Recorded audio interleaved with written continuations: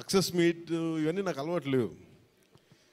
Film promotions ఇవన్నీ నాకు ఎలా అనిపించింది అంటే, ఈ సినిమా వచ్చినప్పుడు పొద్దున్నే మాట్లాడుతున్న క్యాబినెట్లో అంతా పంచాయతీరాజ్ శాఖ గురించి మాట్లాడుతున్నాం. ఏవో ఆ పనులు ఈ పనులు ఉంటే ఒక పంచాయతీరాజ్ డిప్యూటీ సీఎంతో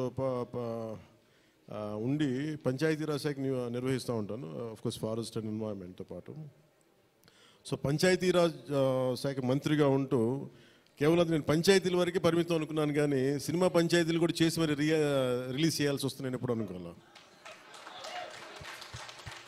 అంటే అంటే నాకు ఎందుకు అనిపించిందంటే, నా లైఫ్ టైంలో ఎప్పుడు కూడా నాకు ఏది తేలిగ్గా దొరకలా.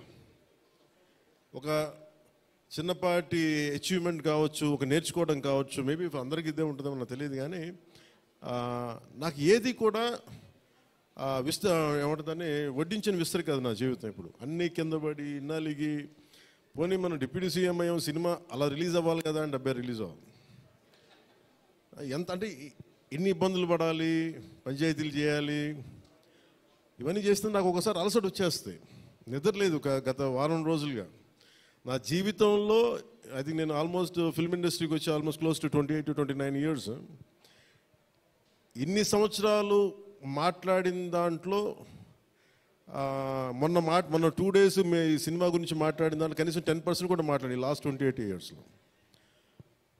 అంటే నాకు ఒక్కోసారి అనిపిస్తుంది అసలు సినిమా ఎవరితో మాట్లాడకూడదు, ఒంటరిగా ఉండాలనుకున్నానేమో. నన్ను ఇలా పబ్లిక్ లైఫ్లోకి వచ్చాం. అసలు సక్సెస్లకి లేదా అన్నిటికీ అతీతంగా ఉండాలనుకుంటే నాకు భగవంతుడు నా చేత ఎలా చేయించాడంటే కూర్చోబెట్టి నీ సినిమా నువ్వు కూడా ప్రమోట్ చేసుకునే పరిస్థితికి తీసుకొచ్చాను నేను. ఇది నాకు చాలా ముందస్తుగా చాలా ఆనందాన్ని ఇచ్చింది, ఒక బాధ్యత తీసుకోవటం.